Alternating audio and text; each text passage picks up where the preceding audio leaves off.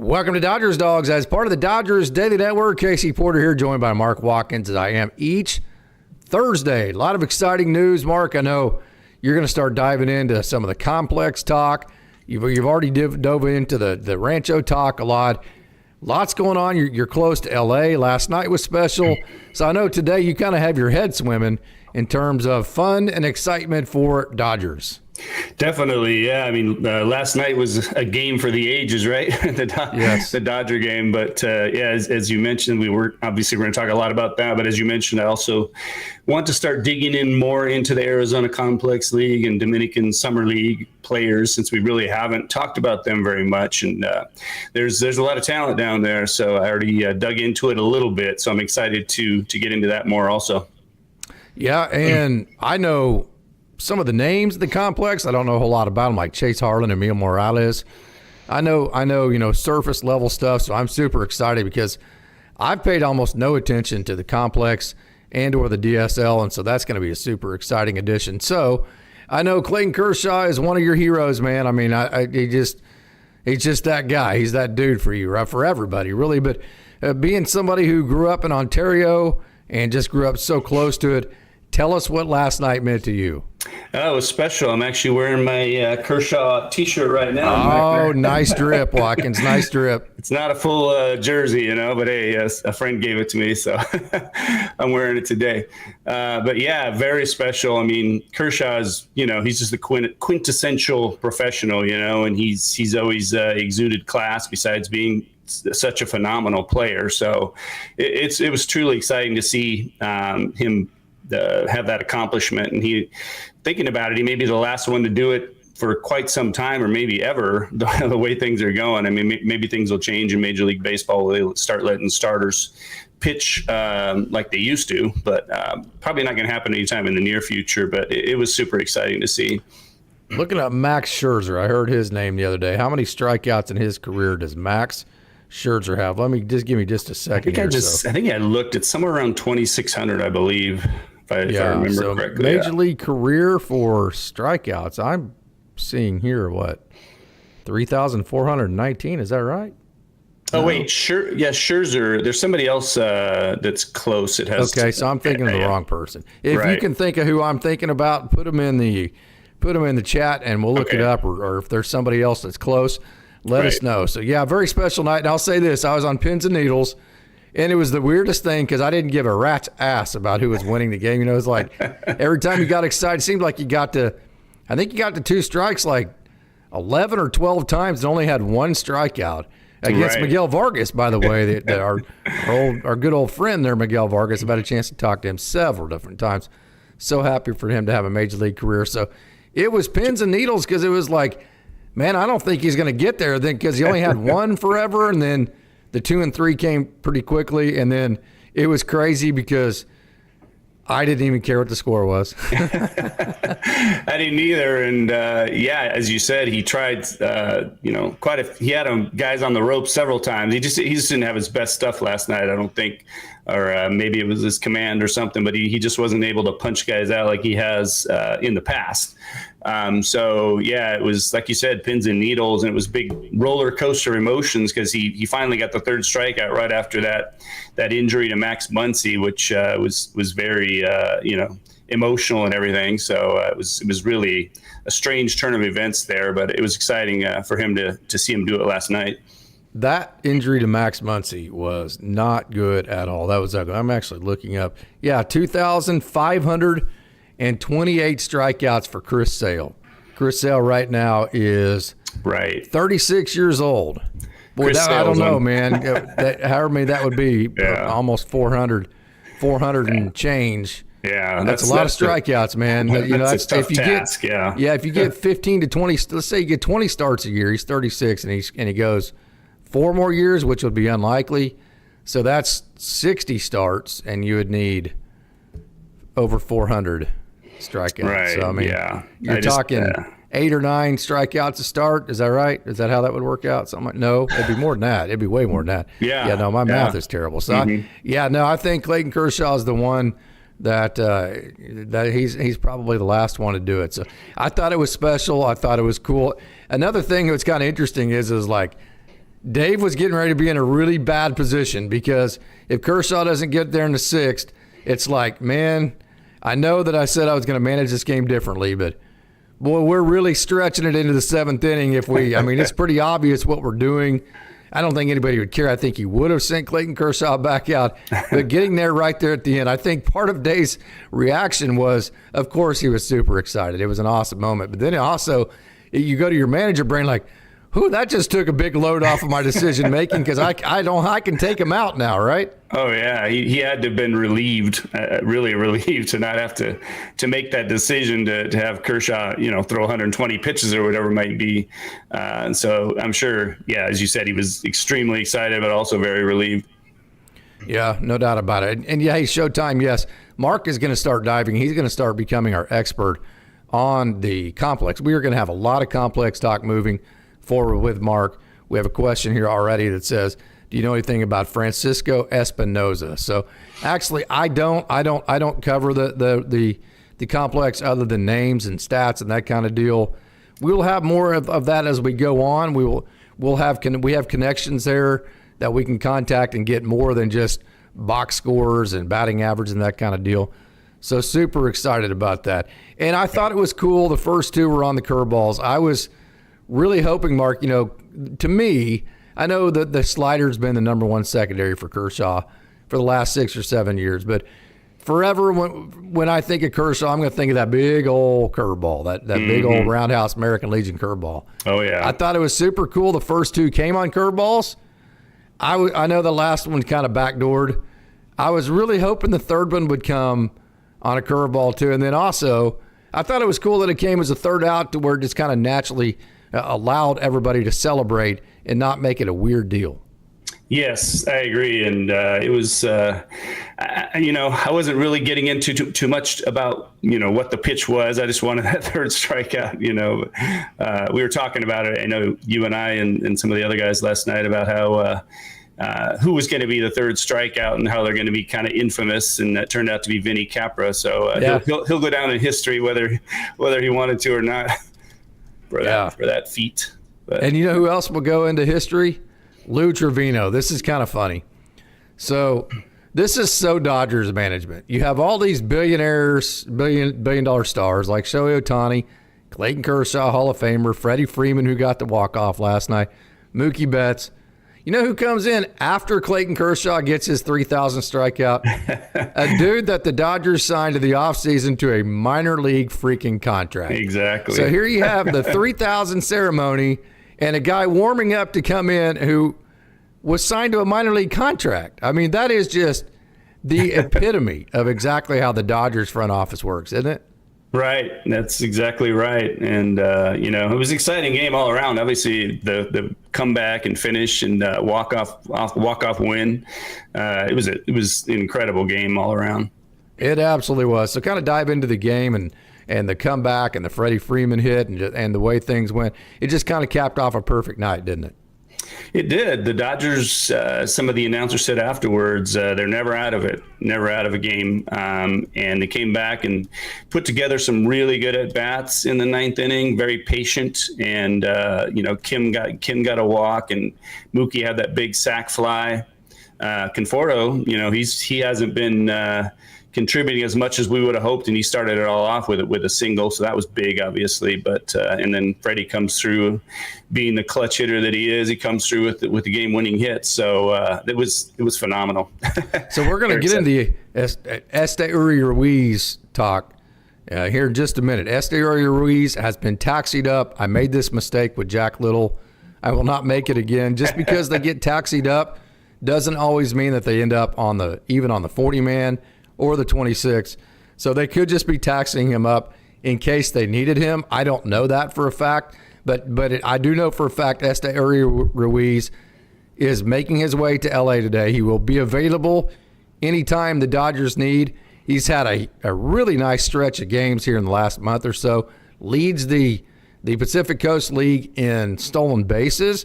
We'll dive more into him here in a minute, but I wanted to continue on with some of our Dodgers talks here in a minute. We've got a lot of down the farm stuff, and I promise you we will start off with Esteury Ruiz here in just a minute. So this is from a confidential source. This is not from anybody Dodger related, but this is from somebody who is in the medical world and specifically the training world. And let me open this up just a second.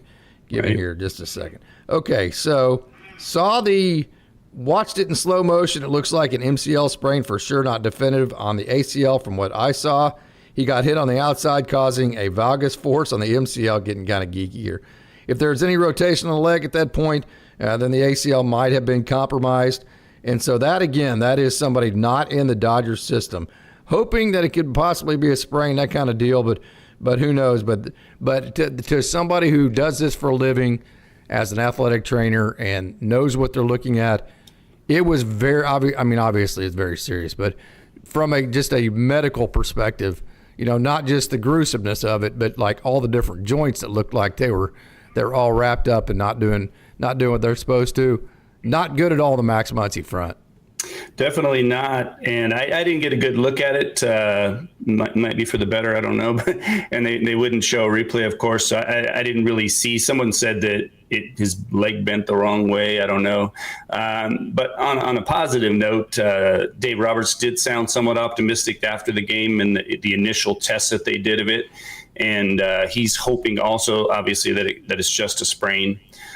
Even sprains can take a long time, I know, at times, but hopefully that'll not be the case with Muncy. I do think they're going to have to activate someone, so I suspect that Ruiz will get activated. I know somebody asked in the comments where he'll play, but they have plenty of infielders. Initially I was thinking maybe, are they going to call it Freeland or maybe Michael Chavis? But they have several guys who could play infield, including Kim, Kike, So who else am I forgetting? Tommy Edman. Yeah. Right. So they have guys who can play infield and outfield. So it's not going to be a problem them adding an outfielder if it comes to that. Yeah. 100%. And well, here's the problem you have. Okay. So wait and see. So if it's a situation to where it's like a week or two, you don't want to bring up Alex Freeland now, because if you want to get that spot back and DFA somebody, it needs to be somebody that you're okay with DFAing. Right. Which is exactly why you have a guy like Esteury Ruiz in your system, a guy like Nick Senzel or those types of quad A type players. So, yeah, I think if it's long term, they might think about somebody like Alex Freeland and moving him maybe to third base. But you also have to realize too, he's been playing almost exclusively shortstop since Ha-Seong Kim got moved up. He hasn't been playing a whole lot of third base. So you're doing this same thing again. They didn't make this mistake with Dalton Rushing. You're asking a guy in Alex Freeland to come up at the major league level, get adjusted at the major league level, playing a position. Yes, he's played, but it has not been his primary position, and he hasn't played it much as of late. Until that's a situation to where it's like, well, it's really our only decision we can make, kind of like the bullpen game last year we talk about all the time. It wasn't a decision necessarily the Dodgers wanted to make. It was a decision they had to make. So I think until you're in that situation, bringing up Alex Freeland at a different position that he plays, I think the Dodgers will play it the way they normally do. Put the veteran, somebody like Kike Hernandez, over at third. Bring up a quad A guy to play the outfield for a temporary amount of time, maybe play the up-down game. That guy right now is Esteury Ruiz. Yeah, I agree with what you say. There is a problem. It depends on the severity of Muncy's injury, of course. If he, God forbid, is out for the year, then they might consider Freeland more in that case, I would think, or Chavis. But somebody also mentioned, Elishiva Jones mentioned that Rojas also plays infield. Of course, we didn't mention him. So, we have four guys who can play infield. So, Rojas was the one who made the last out at third base behind the bag on the no-hitter, 10 years ago, whatever. Yeah, exactly. Yeah. So they're well set for the infield. They are. We're going to show you some really cool stuff down the farm. Let's start with Esteury Ruiz here. Okay, big night last night. What you're seeing right here is a home run for Ruiz. But what I really like is, and his next at bat, this is his very next at bat. Mark, you're not seeing this, are you? Let me go ahead and turn on the virtual camera here. On my right phone, there. You should be seeing it now. Okay. There you go. You're seeing it now. Okay, so we're good. So what I like about this, let me back this up. So you saw the home run there, and then his very next at bat, you're going to see this, boop, right into right field. So, hey, Ruiz leads the PCL in stolen bases.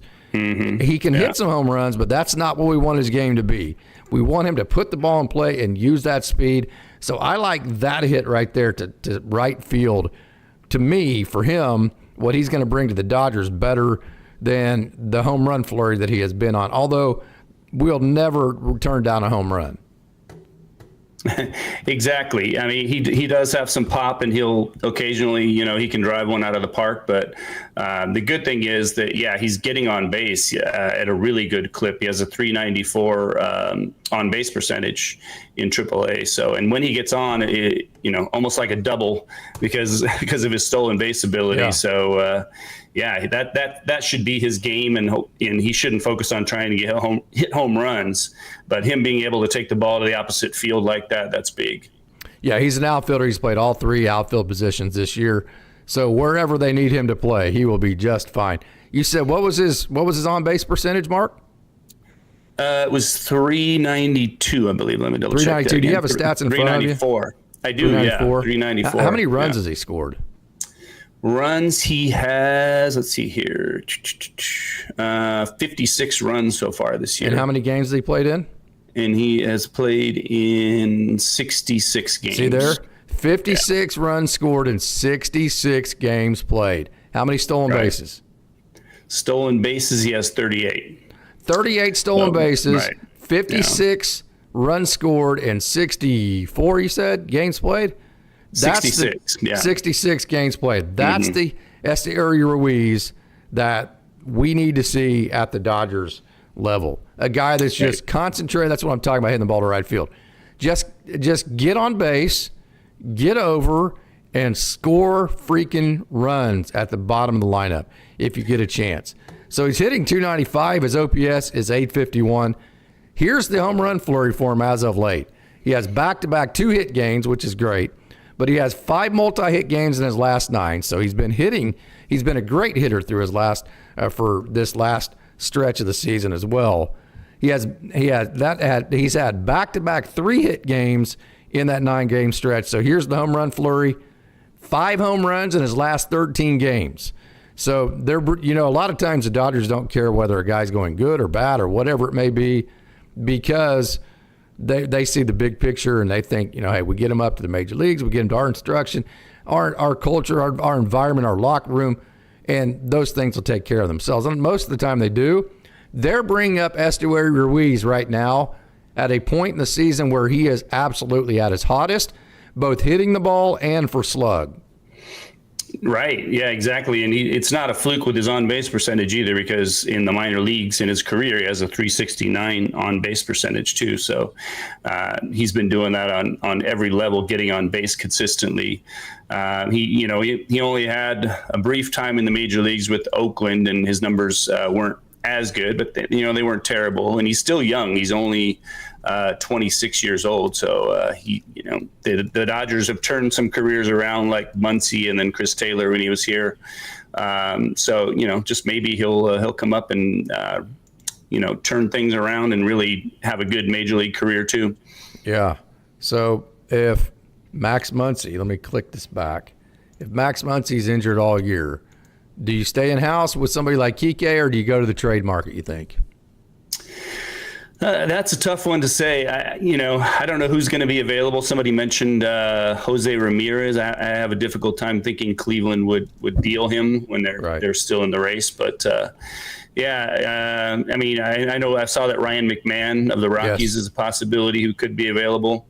So there'll be some guys out there. If he's out all year, I'm sure the Dodgers will look, and if the price isn't too high, they might go for somebody like that. So not a slam dunk for you. You think in-house is an option if it's all year? Yeah. I think that they're not going to let some team take them to the cleaners because they know they're looking for a third baseman.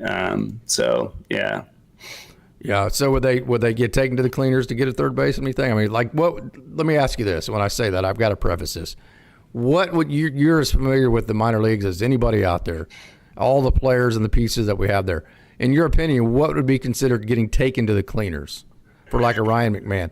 What prospects would the Dodgers lose that you went, God, we just got hosed? Yeah, I mean, I think they might ask for someone like Freeland, for instance. Freeland. Would you have a problem with that? I would have no problem with that. Really? Not for Freeland? No, I would have no problem. No, I'm saying I would have no problem moving Freeland, giving him a great shot somewhere else. Right. I mean, his future, I mean, he is blocked for at least a couple of years, I would think, depending on whether he plays shortstop or third base. But if Freeland is the main piece and they add some other pieces, they don't ask for somebody big like Eduardo Quintero or somebody like that. If Freeland is the main piece, then I'd probably be okay with that. Yeah. I think everybody would be okay with that. Yeah. So at that point, I mean, like, the problem is I think that the number one starting pitchers are going to be coming after like the Dalton Rushings. Well, we saw that last year with Garrett Crochet. So I will be very interested. Austin is better about this than we all are. Next time we go on live with Austin or have Austin on, I'll be curious of Austin if you're still in the chat too. What types of pieces do you think it would take to get like a Ryan McMahon or somebody like that at third base if it is season ending for Max Muncy? That was just an absolute. I just kept thinking of Joe Theismann whenever I saw that. How gruesome that was. So Freddie Freeman, man, he's been struggling, but these Hall of Fame type guys. It was Clayton Kershaw night. It was the perfect setup to have the perfect ending to the perfect night. Was there any doubt that Freddie Freeman was going to come through? I had little doubt myself. I was pretty confident that knowing Freddie, that he was going to come through in that situation. I mean, I've said this before. I think I would rather have Freddie up in a clutch situation like that than anybody. Obviously Muncy and Shohei have a lot of skins on the wall, so to speak, in regard to that. But I'd still rather have Freddie up there. The way he just chokes up like he does on the bat and just tries to make contact, and he's really good at doing that. Will Smith is another guy who's been clutch for him. How about Michael Conforto? Michael Conforto got the ninth inning started off. Exactly. As far as leading off with a single. And Michael Conforto, as you look now, don't look now, but Michael Conforto, last 7 games, .259 average, and he has an OPS that is over 800. So don't look now. Don't overlook the leadoff base hit by Michael Conforto last night, and just the better and / good offense he's been playing in the last week. Yes, that was big for him. Hopefully it'll boost his confidence more. He had a good series in Colorado, and a hit like that can actually boost his confidence too. Yeah, one thing I really liked about last night's lineup, I love Tommy Edman and Hye-Seong Kim back to back at the bottom of it. You talk about two dudes that can just run. I mean, you're putting like the ground ball he hit to the second baseman that the second baseman made an error on. I can't remember if that was last night or not. All the games are kind of going together, especially when I watch 5 at night, right? I mean, 4 minor league games and then the Dodgers, they sometimes can jumble together. But that is a huge weapon, in my opinion, to have two guys like Tommy Edman, although Edman has not been as good since matter of fact, he hasn't been good since his injury. But to have his speed and his ability just to play the game of baseball, and then Hye-Seong Kim with his just electricity that he brings, that's a lot of fun in the 8-9 hole, isn't it?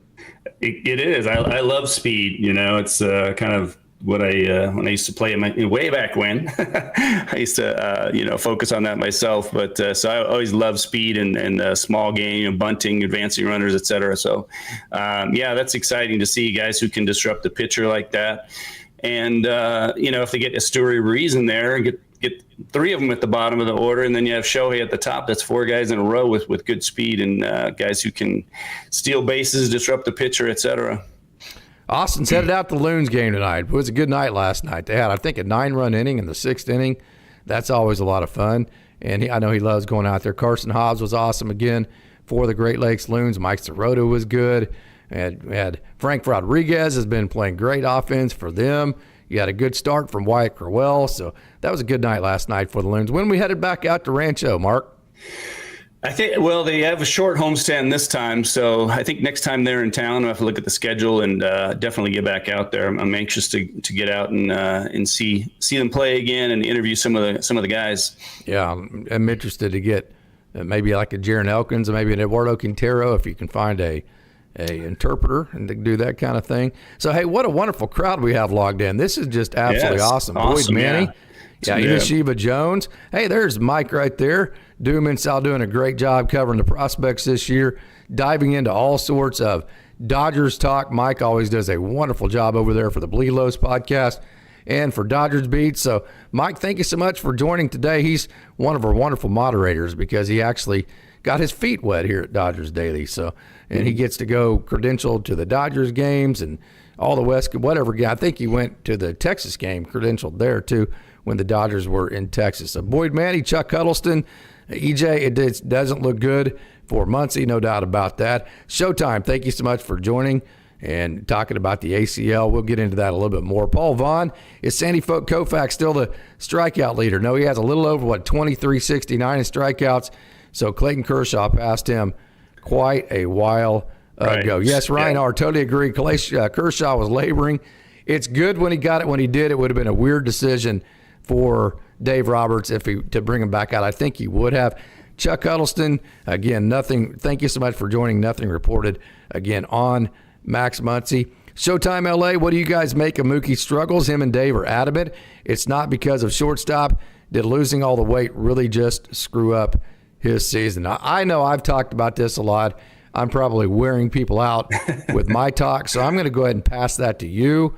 And it is a question from the lobby, so we need to answer it. But I've talked about it a million different times. I do think it is because of the workload, not because of shortstop itself, because of the pregame workload. But what do you think, Mark? I think that I do think that there could be something to that because he, I've heard that he goes out hours before the game and he's out there, taking on a pretty heavy workload, and that on top of the fact that he was sick in the beginning of the season and lost a lot of weight. So I think both of those things could be factors in it. And it's baseball. Yeah. I mean, it's a long, grueling season, and somebody, as we mentioned on the last podcast, some people don't want to make the All-Star game so he could get a rest, Yeah. But he could use a rest, I think. But hopefully he'll come back strong after the All-Star break. Always remember this: there's always a beginning, a middle, and an end to every season. People always, me too. When I say people, I'm throwing myself into that category. We want to jump to this conclusion, that conclusion. Wait till the end. Now, if it's, December and we're talking about the same thing and the same struggles, then fine, we have a full season completed. But just let the season play itself out, I think, before there's any determination made. I think definitely Dave's going to do, 100% Dave will do that, and the organization. I think you'd be naive to think, though, that behind closed doors are not worried about it. Mookie's worried about it. These guys are perfectionists, especially Mookie. Well, for sure. The person who feels the worst about him not performing offensively to the level that he's expecting from himself is him. So just, again, a beginning, a middle, and an end to every season. We'll see how it ends. Alan Minerva, thank you so much for joining. Carlos Garcia, this is a good point from Mike Salas here. Trinan and Snell will throw another live bullpen and probably do some rehab and come back after their All-Star break. And you're talking about Tyler Glasnow. He's going to pitch tonight in Las Vegas, and then probably his next start, as long as everything goes all right, will be with the Dodgers. That's exciting, isn't it? That Glasnow probably will be at the Dodgers sometime next week. Very exciting. I can't wait to get him back, obviously. And can you imagine what kind of boost that will be to get the three of them back, Glasnow, Snell, and Trinan? That would be huge, obviously. Their pitching staff would be phenomenal if you get those three guys back. It absolutely would be. So light at the end of the tunnel there. Paul Vaughn, we have a question. Is Esteury Ruiz as fast as Ha-Seong Kim? I can tell you this: he was going to steal more bases. I don't know, like a 60 time, or I can time them. I'll tell you what. One night I'm going to time them like I did Jaron Elkins today, from home to first, because we know the stolen bases deal. Esteury Ruiz is going to I think he was going to steal more than Ha-Seong Kim, although Ha-Seong Kim's very good at it. They might be neck and neck there, but I don't know who's faster than the other. I know that Esteury Ruiz does a very good job of using his speed and translating it to action on the field. A lot of guys are fast, but they don't know how to use it in a baseball game. Right, exactly. Very true. Yeah. And I mean, it's really hard to know who's actually faster, but Esteury Ruiz, what did he have, like 69 steals or something for the A's that one year? So he definitely has blazing speed. Kim is fast too, but it's hard to say. Yeah. And Ruiz plays an outfield spot, so it'll be interesting to see how that goes. So, Paul Vaughn, thank you so much for joining. Carlos Garcia, it's great to see you in the lobby. Hope you come back each and every time. Chuck Huddleston, you're an absolute rock star. Tracy Calvillo, our rock star, says Muncie's last game as a Dodger. Hope not. No doubt about that. Also looking forward to seeing Emmett Sheehan back as well. So you've seen a lot of Emmett Sheehan's rehabs. What do you think about him? Yeah, he's another guy who, he's looked great. He, I mentioned the other podcast. Sometimes it helps players to sit and just observe for a while. And he looks better than he ever has. I think his command and control of his pitches, and he's looking really good. Yeah. Last outing was a little bit rough, but again, I don't think the Dodgers will pay any attention to that. So thank you so much for that question. Hey, DC, I'll give Muncie mine. Yeah. Al Minerva, to err is human, to forgive is divine. I have no issues with Bregman coming over. You're a diehard. You grew up next to it. Bregman, would you be okay with that? Al Minerva's saying, I'm good with it. I'm not. I can't get on board with that. Sorry. You can't do it. Yeah, I don't think Dodger fans are ready for that, or they ever will be, frankly. Yeah. The trios, can Tommy Tanks play third base, then move Ha-Seong Kim to second base full time? Thoughts? I would probably say no. I would say I think he can, but I think that if you're staying in-house from that perspective, I think that guy is Kike Hernandez. Yeah, I would think that, at least in the short term, Kike would get the bulk of the starts there at third base. Rojas is good over there too, obviously. So, yes. They may between those two, you can make a platoon. Yeah, right. Yeah. I think that's it's Rojas and Kike Hernandez at that point. But he has on Kim at second base, but Tommy Edman in center, or whatever you want to do from that rotation. Hey, Chuck Huddleston, you're exactly right. Hit the like button, please. The trios we just asked that question about whether Tommy Tanks can play third base. Hey, DC is on your page here. I neither forgive nor forget. Screw Bregman. We have the best crowd, don't we? Oh, yeah, for sure. Yeah, we have a tremendous group here, and I appreciate everybody joining in, too. Yeah. Let me scroll back up. This always happens to me whenever we get past the amount that you can see in the one screen there. Then it scrolls down. I have to scroll back up and find my spot again. Samuel Smith, thank you so much for joining. Yeah, Carlos Garcia is saying no on Bregman as well. Muncie's first test, I've already come back negative, looking like a low to mid-grade sprain. That's not the MRI, though. That's good information there. Yeah. Justin Lamas, thank you so much for joining. Austin is in the crowd tonight.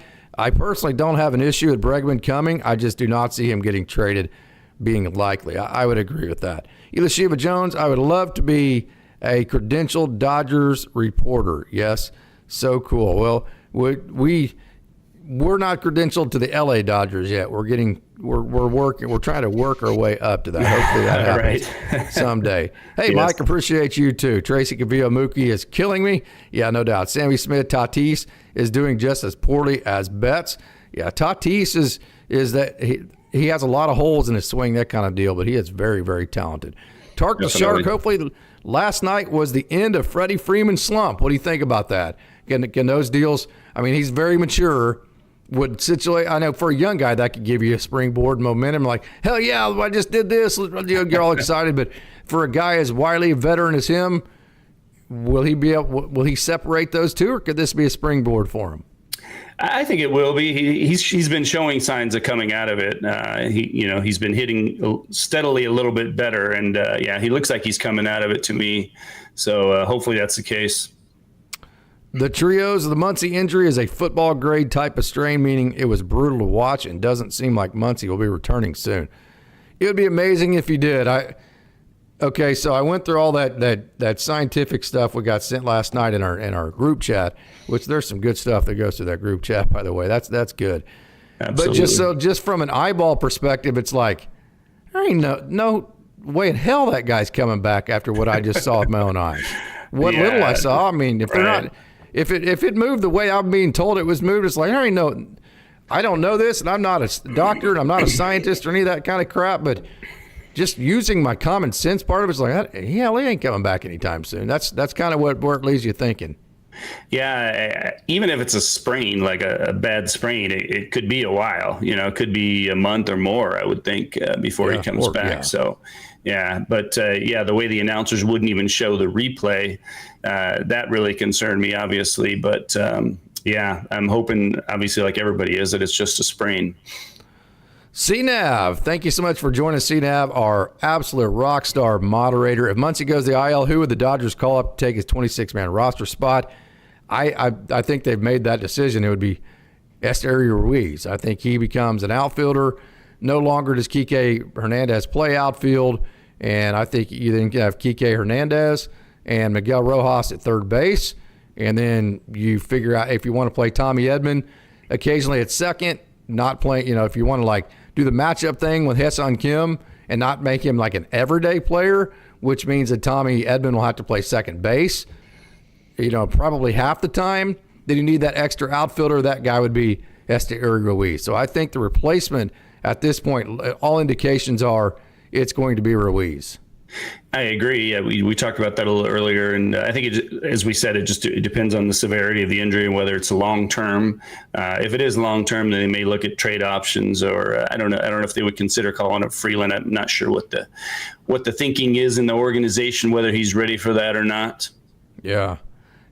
Al Minerva, this is exactly the spirit of Dodgers Dawgs as part of the Dodgers Daily Network. Love the variety of opinions. We have a whole bunch of different. I mean, you ought to see our group chat. Everybody has their own opinion, and it is absolutely awesome. I love being around people that challenge me with anything but an echo chamber, like that challenge me to hey, well, how about you think about this too? Now, think about all these things first, and then come up with that kind of deal. That's what Dodgers Dawgs has turned into, and it is absolutely awesome. Love the variety of opinions, no hard feelings ever to disagreements. My shadow does a great job imitating me. Go Dodgers. The team is greater than any individual player. No doubt. Rumar Spencer, thank you so much for joining. Mike, Salas, Doom, and Sal, hope to see you at the complex. Mark, I'm going to cover Ching Sen Ko. I guess I do not know how to pronounce that, but that's a tough one. Yeah. But, I'm sure Mike does. Mike actually, the way he got started on Dodgers Daily was he wrote about Roki Sasaki, he wrote about Yoshinobu Yamamoto, he wrote about Murataki Murakami, and he was right about all of them. And so he got noticed, and then he got credentialed with another outlet, and away he's gone. And now he's got a really good Dodgers career started there as far as covering him. So I hope to see him out there. I do want to go out to the complex at some point. So no doubt. Rumar Spencer, we could have lost that game last night, but our experience and execution came into play. Freddie came through with the walk-off winner, and Clayton joined some elite company. Sad with the Max Muncy injury. 100%. And so Al Minerva is but a messenger of the gods. I cast no stones. I'm not free of sin, far as we know. 18 Red Sox were just as dirty, and no one says anything because we have a certain player in L.A. Big Mac, that would be a huge mistake. Yeah. So we have an awesome crowd going on here. Sammy Smith, if I knew Bregman was going to hit well, sure, I'd take him. But if he comes here and sucks, that'll make him so much more hated. That would be awesome. That's very true. Yeah. Yeah. Can you imagine the just venom towards him to be like, everybody like you would have to be like, just trying to wipe off the stench. And then if he comes there and then he sucks, like, who was the right fielder about 10 years ago? The left. I was just thinking about them. Reddick, JJ Reddick. Yeah. Josh Reddick. Reddick. Yeah. Was that? Okay. Yeah.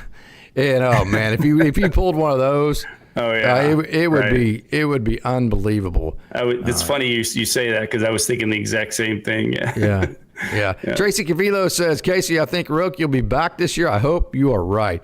Mookie has been a pop-up machine, says CNAV. I've been saying those upward incline hitters as they get older, man, you're not on a plane. You're having to intercept the ball, and whenever your faculties start going down at all, it can happen fast. We saw it with Chris Taylor. We see it with Chris Bryant. Guys like, of course, there's some injuries there too, but those guys that swing up, man, it can go down fast. You got to make some adjustments, flatten things out. And Mookie's never had the greatest bat speed either. I saw something about that. It'd be interesting to see what his average bat speed is right now, because if his bat speed decreased, those balls that he's hitting to the warning track, they're balls that he was hitting before are just going to be to the warning track as they have been lately. So that's a big factor. Yeah, and let's go a little. Let's kind of zoom out on a topic we hit on just a minute ago. I actually didn't even think about this part of it. I said it was really cool to have Tommy Edman and Hye-Sung Kim at the bottom lineup. How about Esteury Ruiz and Hye-Sung Kim at the bottom lineup with Tommy Edman in front of them, with Mookie, with Shohei Ohtani behind that? So how about Tommy Edman, Esteury Ruiz, Hye-Sung Kim, Shohei Ohtani, back to back to back to back. How about that for speed? And then there's a bunch Mookie of power. Mookie behind Shohei. So yeah, 5 guys in a row with really good speed. Mookie doesn't really steal bases much anymore, but he still has pretty good speed. But that would be quite a row of speed hitters there for the bottom lineup, especially. And I think Dodgers are thinking here shortly for Blake Trinan. I think it's within maybe the month for Blake Trinan. I could be wrong on that. The Dodgers, I don't have any. I don't really ask for injury information because it's a little bit too invasive, and I don't want to piss anybody off, to be honest. But just kind of from the vibes and the things that I'm hearing, I'm thinking maybe later this month, maybe middle of this month, something like that. Is that too soon for Trinan? Yeah, it's hard to tell. I mean, with the relievers, it generally doesn't take quite as long as for starters. So, if he has, I don't know, 3 to 5 rehab appearances, he might be ready to come back already.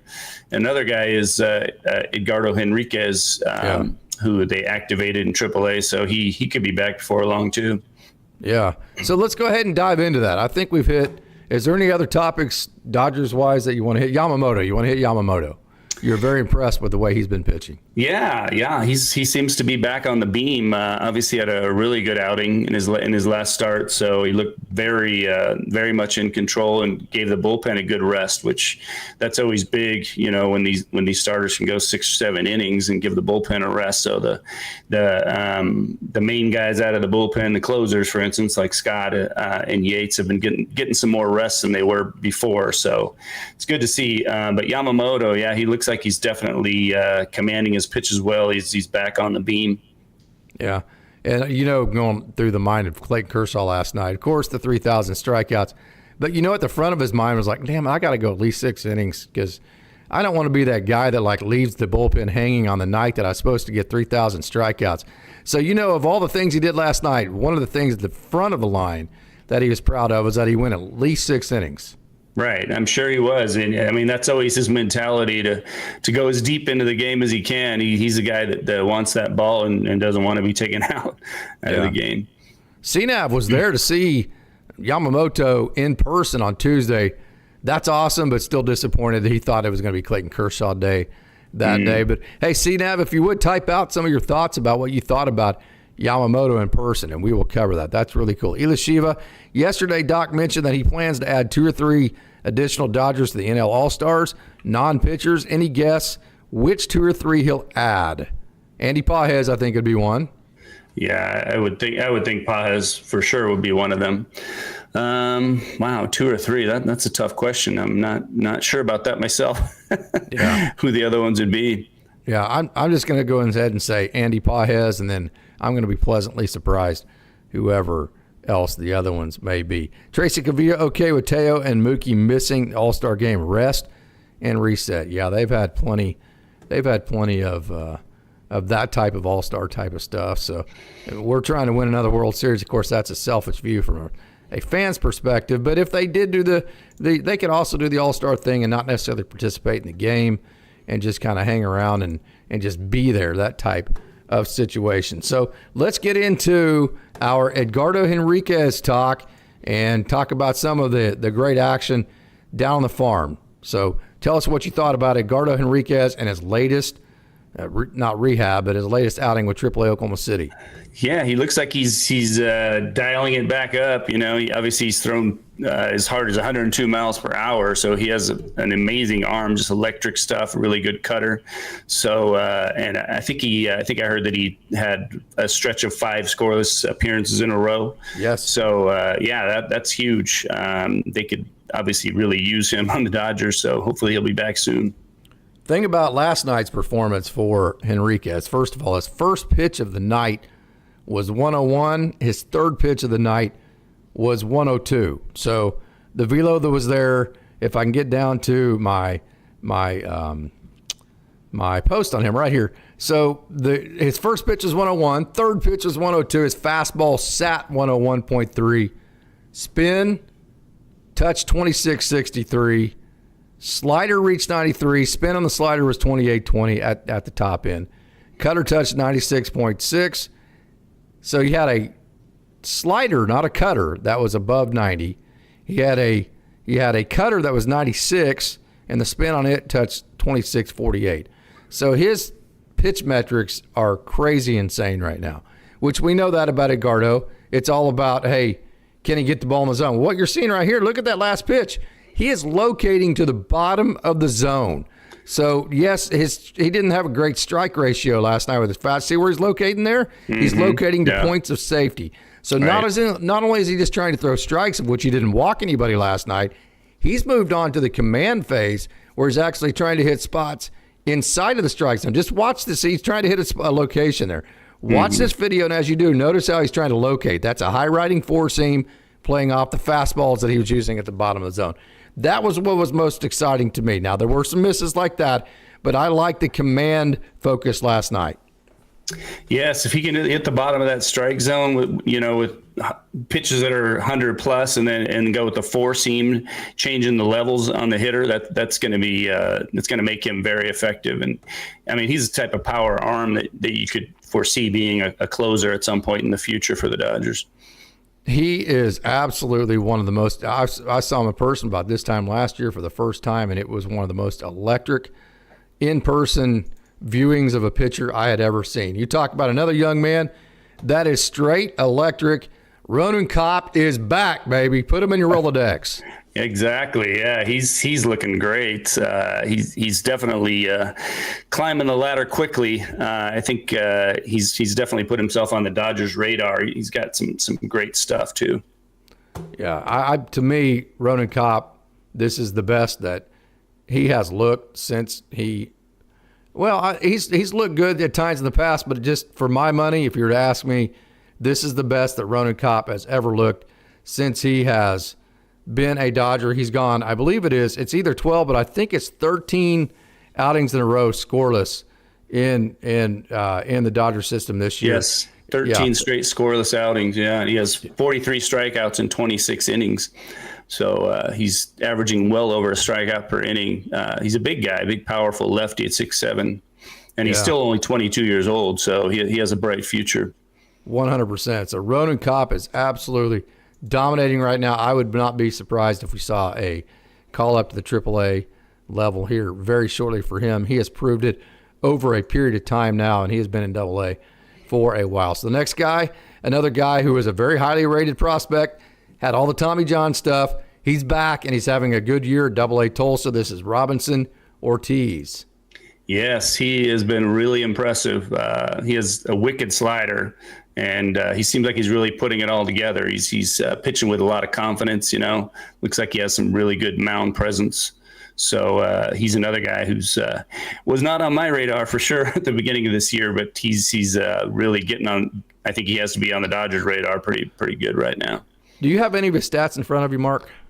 Unfortunately, I do not right now. I could look it up if you want me to. Yeah, right here. Okay. So last night, scoreless inning for AA Tulsa. ERA, check this out for Robinson Ortiz. ERA for Robinson Ortiz, 1.42. Now, I think you guys, you Dodgers dogs out there know I don't live and die by statistics. They do matter. Okay, stats matter, no doubt. But I don't live and die by them. But whenever you're at such a ridiculously low statistic or ridiculously high statistic somewhere either side, that's telling. And so 142 is so low that to me that jumps out off the page. 35 strikeouts, 28 innings this year. Robinson Ortiz, just from what you're seeing with your eyes right there, what does it look like to you? Yeah, I mean, he's as you can see, has really good stuff. His ERA thus far this year is a little bit on the high. Well, actually, it was on the high side of the Great Lakes with Tulsa. It's been better. He hasn't pitched a lot of innings there yet. He looks like he has to work on his command a little bit, like a lot of young pitchers do. But he definitely looks like he has great potential with the stuff that he has. So I know it's, we talked about this, Coach Holt. It's good to see Tulsa playing better now. I believe they're 5-3 in the second half. Yes, absolutely. Their first half wasn't as good as we would hope, but they do seem like they're playing much better lately. Yeah, Alexis Diaz has been struggling lately. As a matter of fact, I think between those two, I think it would hands down go to Edgardo Henriquez unless the Dodgers just pulled the veteran card out there. Look at that bomb drop by Peter Hubeck, who last night stole the show in the minor leagues for me. Yes, 7 innings and 1-run ball. So he's another guy who's looking really good. That's great to see. Yeah, and I'll tell you this about Hubeck. He's another guy that just don't look at stats. I mean, I'm not saying they're good or bad. Just look at the stuff, look at the progression. It is Ben Kasparius all over again. This guy is inventing and reinventing himself. And about 2 out of 3 outings, you see the best version of Peter Hubeck. Sandwiched in there, you see a rough one. I mean, that is literally exactly the way that things went in the plight for Ben Kasparius. So really good to see Peter Hubeck have a 7-inning outing last night, giving up just 1 run. Another starting pitcher in the system you might not have ever heard of, young man out of Florida State that the Dodgers drafted last year. Wyatt Crowell had a good night last night. Let me get his video up on the board, and let's talk about Wyatt Crowell. Yes, he's a really young guy. He had an excellent start. He's only been in the organization for a couple of years, so the Dodgers are kind of challenging him by having him at Great Lakes already. But he had a great start. He needs to another guy who needs to work on his command a little bit, but he has a really good arsenal of pitches, as you could see on his video there. Yeah, no doubt. Wyatt Crowell came out of Florida State, and a young man that dealt with injury early on. They kind of ramped him up, kind of like Luke Fox type of situation right here. 4.2 innings last night, 3 hits, 1 run, 6 strikeouts, 3 walks, 23-year-old, 4th round 2023 draft. Super talented, has that wicked slider that you saw right there. A big curveball too, likes to throw it to the back foot and the back door. So, hey, I'm going to cut this back over to both of us. I'm going to go back to the chat, and this is going to be your chance to ask about whoever you want. Any topics that you want to ask about Dodgers-wise, we can touch on those, and we can go from there, or we can wrap it up if we need be. So, hey, we have a comment here from Jay. Jay, thank you so much for joining. Kopech displaced the IL, so maybe Enriquez or Alexis Diaz might be incoming. I think that would be, like I said just a minute ago, I think that would be Enriquez, but you never know with the Dodgers. And it may be somebody else. Who knows? I mean, it could be somebody else totally. Yeah, it was Noah Davis last time, and so who absolutely knows. So Rumar Spencer, Tracy, I get the feeling Teo, Mookie, and possibly Andy join the reserves. Yep. Carlos Garcia, what year did we draft Cobb? Let me actually look that up. Well, somebody said Carlos or Dale Jackson said it was in 2021 when he was drafted. I saw in the comment. So I'm not 100% sure that's accurate, but 12th round, 2021, out of South Mountain Community College in Arizona. He is a Baldwin Park, California product. So a guy that's fairly close to the Dodgers, grew up fairly close to the Dodgers system. So either Shiva Jones is robo pitching in the near future as a starter. He's looking great. I think they're going to continue just to kind of keep him. Let's not necessarily call him a full-blown starter, but definitely a bulk inning guy. Would you agree with that, Mark? Yeah, I would agree. I mean, obviously, if they need to press him into service as a starter, they'll do that. But I mean, with Snell and some of the other guys coming back, I think that he'll probably be a guy who kind of goes back and forth. Yeah, I totally agree with you there that Ronan Cops have all the people that you get to see video there. The good thing about it is you can listen to us or not. You get to watch it for yourself, and you kind of get to evaluate your own thoughts on what you're seeing there. Yamamoto Splitter says CNAV is crazy good, comes out of the same tunnel as his fastball and just drives and dies at the plate. Very late movement. I'd like to see him spike the curveball. That Peter Hubeck curveball that we just saw, Jared Karros, they spiked their curveball. It gives it a lot more 12-6 tumble to it, and it is very impressive. Great point. It's a great point, yeah. That is. So, okay, man, this has been a whole lot of fun on this show today, Mark. We've talked about a lot of different topics, a lot of different players in the system. Final thoughts here for chat. This is final thoughts for you. Final thoughts for you, Mark. Well, as we talked about, it seems like they're getting, well, they were getting healthier and healthier. The Muncy injury is a setback, obviously, but they're starting to get a lot of pitchers back and building some momentum up, and it's exciting to see. Hopefully, the All-Star game, even more guys will get some rest and they'll be ready to come back and be full strength before long as far as the pitching staff goes, and then hopefully, as we said, Muncy's injury isn't too serious. 100%. Hey, we've had a wonderful crowd today. Excited for Code Red pitching today. Yeah. What are your expectations for Dustin May? Let's talk a little bit about tonight's game. Dustin May, he's that guy we've talked about a couple different times. It's a double whammy because he's pitching more than he ever has in the past because of injuries. And so you're a little bit nervous that he's kind of in uncharted waters in terms of the amount of workload he's had.